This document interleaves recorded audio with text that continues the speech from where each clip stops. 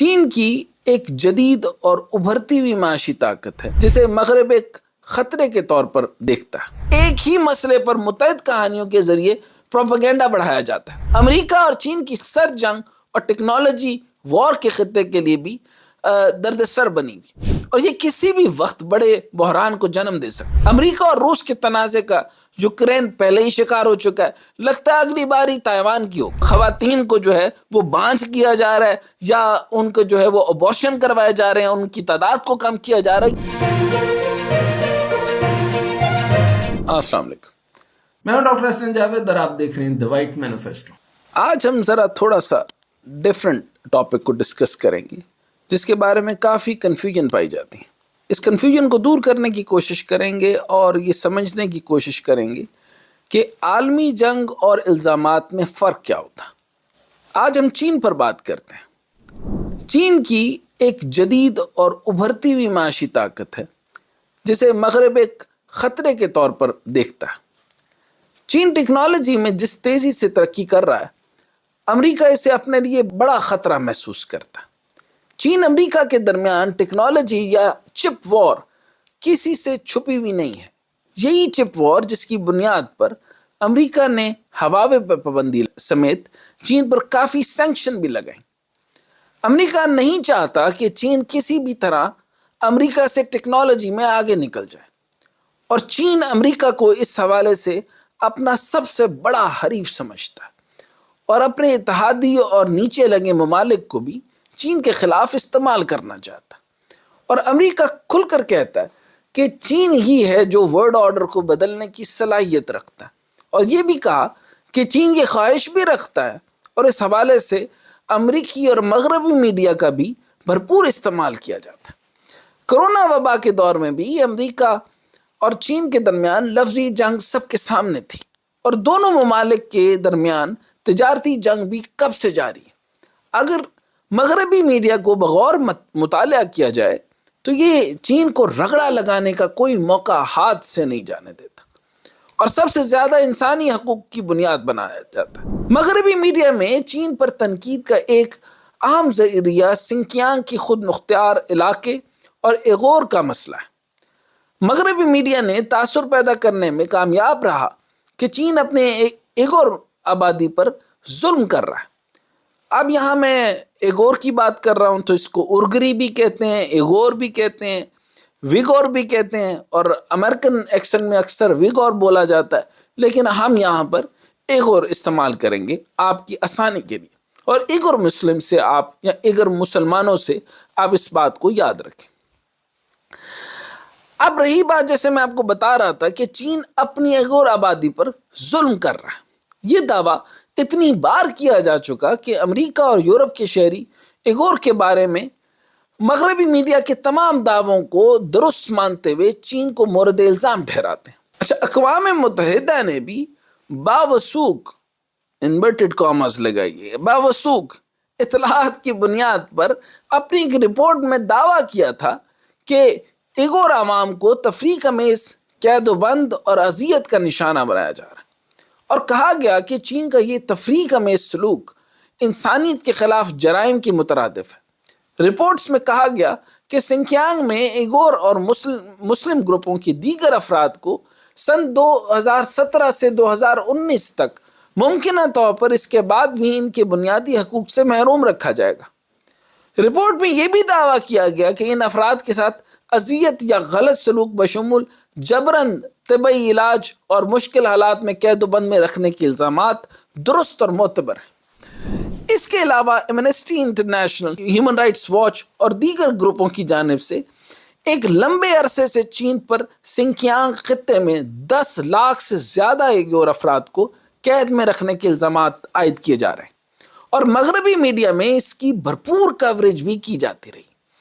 ان reports کو حوالہ کے طور پر استعمال کیا جاتا رہا، لیکن حال ہی میں چین کے شمال مغربی علاقے سنکیانگ میں ایغور مسلم اور دیگر نسلی اقلیتوں کے خلاف چین کے مظالم کے خلاف اقوام متحدہ کی انسانی حقوق کی کونسل میں بحث کی ایک تحریک 6 اکتوبر کو مسترد کر دی گئی۔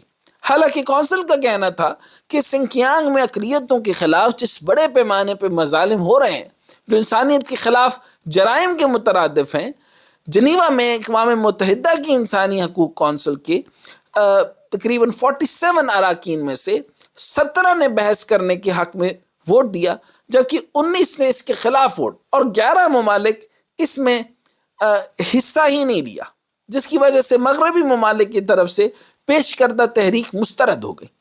حالانکہ مغربی ملکوں کا خیال تھا چونکہ یہ انسانی حقوق کا معاملہ ہے، اس لیے تقریباً تمام ممالک اس کے حق میں ووٹ دیں گے، مگر نتیجہ اس کے برعکس رہا۔ اقوام متحدہ کے انسانی حقوق کونسل کے رکن ممالک میں جنہوں نے بحث نہ کرنے کے لیے ووٹ دیے، ان میں پاکستان، انڈونیشیا، قطر، متحدہ عرب امارات، قازقستان، سوڈان، ازبکستان شامل ہیں۔ اسی طرح Bolivia, Cameroon, Cuba, Eritrea, Gabon, Ivory Coast, Mauritania, Namibia, Nepal, Senegal اور وینزویلا، یعنی میں شاید کوئی نام مس کر رہا ہوں، نے بحث نہ کرنے کے حق میں ووٹ دیے۔ دوسری طرف ووٹنگ میں حصہ نہ لینے والے ملکوں میں India, Malaysia, Argentina, Brazil, Mexico اور یوکرین شامل تھے۔ گیمبیا اور لیبیا اور ملاوی بھی ووٹنگ سے غیر حاضر رہے۔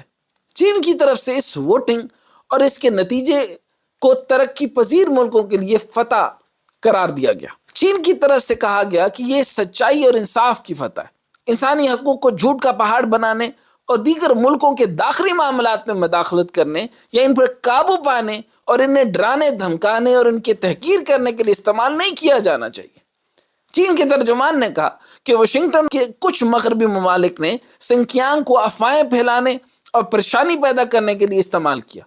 یہ انسانی حقوق کی آڑ میں سیاسی جوڑ توڑ میں ملوث ہے اور چین کے امیج کو خراب کرنے کی کوشش کر رہے ہیں، اور کہا کہ سنکیانگ سے متعلق مسائل بنیادی طور پر انسانی حقوق کے مسائل نہیں ہیں، بلکہ انسداد دہشت گردی، انتہا پسندی کے خاتمے اور علیحدگی پسند مخالف مسائل ہیں۔ اب چین کے خلاف خاص طور پر ایغور کے بارے میں مغربی میڈیا کیا طریقے اپناتا ہے، اگر ان کو بغور مطالعہ کیا جائے تو حیران کن حقائق سامنے آتے۔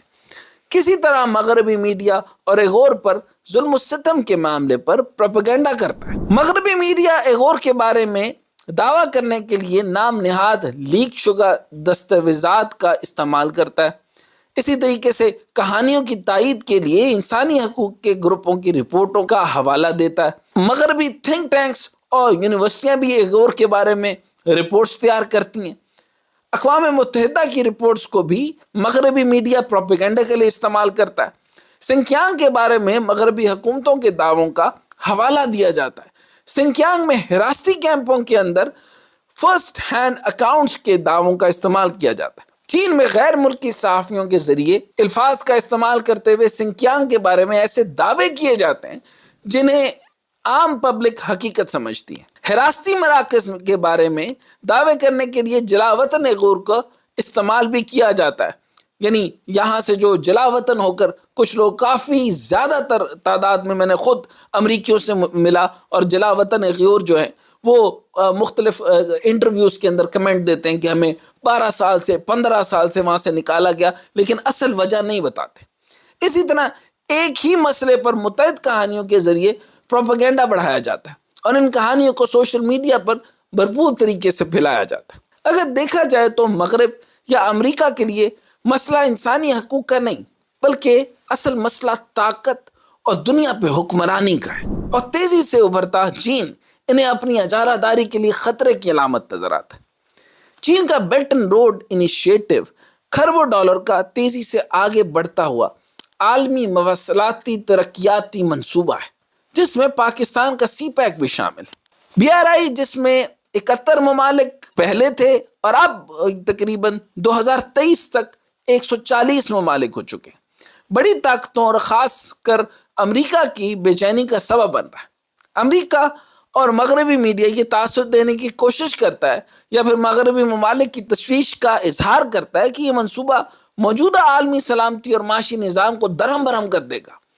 بیلٹ اینڈ روڈ کے مقابلے میں جو بائیڈن کی طرف سے Build Back Better for the World یعنی B3W منصوبہ لانے کا اعلان بھی کیا گیا تھا، اور دعویٰ کیا گیا تھا کہ اس سے ترقی پذیر ممالک میں انفراسٹرکچر بہتر بنانے میں مدد ملے گی۔ امریکہ کے صدر جو بائیڈن کی انتظامیہ نے کہا کہ وہ غریب اور ترقی پذیر ممالک میں انفراسٹرکچر کو بہتر بنانے کے لیے مالی طور پر بھی ایسے منصوبے سامنے لائے گی جو چین کے بیلٹ اینڈ روڈ منصوبے کا مقابلہ کر سکے، مگر ابھی تک نہ تو یہ منصوبہ شروع ہو سکا اور نہ کسی غریب ملک کی مدد کی جا سکی۔ امریکہ اور چین کی سر جنگ اور ٹیکنالوجی وار کے خطے کے لیے بھی درد سر بنی گی اور یہ کسی بھی وقت بڑے بحران کو جنم دے سکتا۔ امریکہ اور روس کے تنازع کا یوکرین پہلے ہی شکار ہو چکا ہے، لگتا ہے اگلی باری تائیوان کی ہوگی، لیکن دیکھنا یہ ہوگا کہ اگر چین سے تائیوان کا تنازع شدت اختیار کرتا ہے تو امریکہ تائیوان کی مدد کو آتا ہے یا پھر اس کا حال بھی یوکرین جیسا ہوگا۔ یہ تمام صورتحال جب ہم دیکھتے ہیں اور اس کو سمجھنے کی کوشش کرتے ہیں تو اس میں ایک چیز آپ یہ سمجھیں کہ پہلا کوریڈور جو ہے وہ ہمارا کہاں سے بنتا ہے؟ کاشغر۔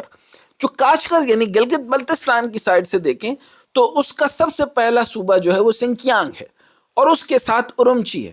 اورمچی ابھی بھی میرے موبائل کے اوپر ہے۔ میں 4 سال سے زیادہ جب عرصے میں رہا تو یہ میں اپنی آنکھوں دیکھا حال آپ کے سامنے عرض کیا کہ اور اس پوری کے پورے پروپیگنڈا پر آج میں نے بات کرنا مناسب سمجھی کہ ہم مذہبی جنونیت کا شکار ہے چائنا، یا وہ مسلمانوں کو زک دینا چاہتا ہے یا زک پہنچانا چاہتا ہے یا درد دینا چاہتا ہے؟ نہیں، ایسا کوئی پوائنٹ نہیں ہے۔ پہلی بات تو یہ کہ پہلا ہمارا کوریڈور جو ہے وہ سنکیانگ کے ذریعے اورمچی ہونا چاہیے، جو کہ ابھی تک ہمارا کنٹروورشل ہے۔ سب سے پہلا جو آتا ہے وہ اورمچی آتا ہے اور اورمچی کے ذریعے ہم جو ہے وہ چائنا کے اندر داخل ہوتے ہیں۔ اچھا، دوسری بات یہ کہ جینوسائیڈ اور داڑیاں کاٹ دینا، مسلمانوں کی قرآن مجید کو کانفسکیٹ کر لینا، مسلح جات کو کھینچ لینا، یہ ساری کی ساری حقیقت نہیں ہے، سب پروپیگنڈا ہے۔ ہاں، وہاں پر کچھ ایسے گروہ ہیں جو کہ علیحدہ پسند جماعت بننا چاہتے ہیں، علیحدگی اختیار کرنا چاہتے ہیں کیونکہ ان کا اوریجن اور ہے۔ یہ ایک بہت چھوٹا سا گروہ ہے، اس کو آپ سب کے اوپر نہیں ڈال سکتے، تو وہ ایک ہیویلی گارڈڈ طریقے سے ہیں۔ ان کا رہن سہن، بود و باش، جس طرح کا طریقہ کار ہے ان کو پوری اجازت ہے۔ اسی طریقے سے میں جانسو سے لے کر سارے صوبے، ہاوا و ہوتان، یہ سارے جتنے بھی صوبے ہیں میں ان میں رہا۔ شاندار مساجد، شاندار کلیسا، شاندار مانگس، چاہے بدھسٹ ہوں، چاہے وہ مسلمان ہوں، چاہے وہ کرسچن ہوں، اور مسلمانوں کی شاندار 1200 سال پرانی، 1000 سال پرانی مساجد میں نے خود دیکھی اور ان کو خوبصورت طریقے سے پریزرو کیا ہے۔ اور اسلام کی محبت یہ ہے کہ وہاں پر قرآن مجید کی لینگویج، کیونکہ چائنیز لینگویج بہت ڈیفرنٹ لینگویج ہے، تو ایک آدمی قرآن سناتا ہے اور کئی لوگ سفر کر کے وہاں پہ قرآن مجید سننے آتے ہیں، لیکن تبلیغ کی اجازت نہیں، وہ ڈیفرنٹ میٹر ہے۔ لیکن اپنی عبادات کرنا، وہاں پر آنا، ان کی مساجد کا پریزرو ہونا، اسی طرح حضرت سعد بن ابی وقاص جو صحابی ہیں ان کا مزار ہے، لوگ وہاں جاتے ہیں۔ تو اس طرح کا یہ جو پروپیگنڈا ہے کہ جینوسائیڈ ہو رہا ہے اور وہاں کی آبادی کو کم کیا جا رہا ہے، اسٹرنلائز کیا جا رہا ہے، یعنی خواتین کو جو ہے وہ بانجھ کیا جا رہا ہے یا ان کو جو ہے وہ ابورشن کروائے جا رہے ہیں، ان کی تعداد کو کم کیا جا رہا ہے، یہ سارا کا سارا جو ہے وہ غلط پروپیگنڈا بنایا جا رہا ہے، جس کی وجہ سے ہیومن رائٹس کی بیسس کے اوپر جو ہے وہ چائنا کو دبانے کی کوشش کی جا رہی ہے، جو کہ ایک نہایت فرسودہ، بیہودہ اور عجیب و غریب قسم کا انہوں نے ایک نظام بنانے کی کوشش کی ہے، کیونکہ معاشی طور پہ نہیں جیتا جا رہا، عسکری طور پہ نہیں جیتا جا رہا، تو انہوں نے کہا کہ ہم یہ ایک سینسٹیو سا مسئلہ جو ہے وہ ہیومن رائٹس کے طور پر نہیں۔ یہ ساری جو رپورٹس ہیں یہ مائک پومپیو سے شروع ہوتی ہیں اور یہ ہوتی بہت سارے انہوں نے کیس سٹڈیز ہیں جو کہ بنا رکھے ہیں کہ اس طرح اٹھایا گیا، اس طرح کیا گیا، زبردستی سور کا گوشت کھلایا جاتا ہے، یوں کیا جاتا ہے، یہ سارے کے سارے تماشے ہیں۔ اس کا میں بہت سارے لوگ اور ہمارے پڑھے لکھے مسلمان بھی یہاں سے میرے سے سوال کرتے رہے، تو میں نے مناسب سمجھا کہ چائنا کے بارے میں یہ جو پروپیگنڈا اور مسکنسیپشن ہے اس کو دور کیا جائے۔